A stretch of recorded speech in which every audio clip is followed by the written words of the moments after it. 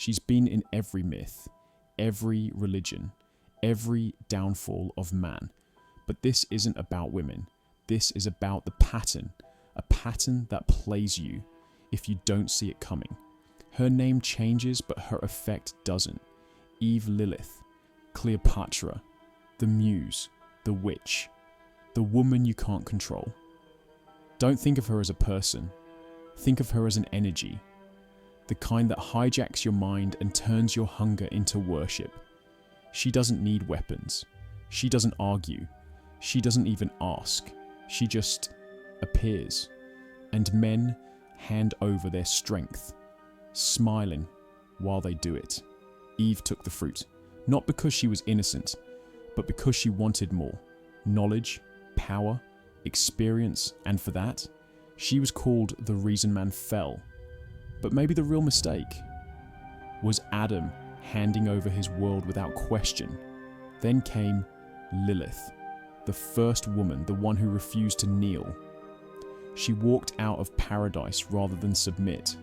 A warning, a curse, or just the first red flag in history. These stories aren't about morality. They're about male blindness, about what happens when you worship beauty without decoding what it costs. The dangerous feminine isn't evil. It's unconscious power. And when you don't know how to deal with it, it destroys you. The siren doesn't drown you. She sings.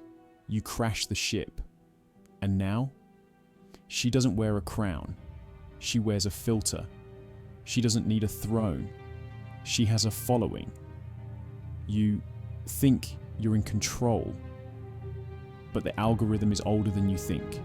She's not seducing you with magic. She's seducing you with attention, with scarcity, with the performance of softness. She doesn't need to love you. She just needs to let you project. Instagram, TikTok, OnlyFans. These aren't apps. They're temples, altars of the new feminine. You think she's real? She isn't. She's curated, crafted, simulated. She's not who she is.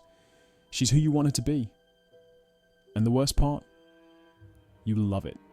You crave the illusion. Because real connection requires strength. But the fantasy only asks that you stay weak. She's not toxic. She's a mirror. A reflection of everything you haven't faced. Your hunger. Your loneliness. Your unclaimed shadow. Carl Jung said, "Until you make the unconscious conscious, it will direct your life, and you will call it fate." That's why she haunts you. Not because she's powerful, but because you gave her yours. You can blame her, chase her, worship her, or you can decode her, disarm her, and take back your myth. Because if you don't, you'll keep falling and calling it love. But what you're really doing is letting a simulation raise your masculinity. Part 2 is coming, and it's not about her. It's about you.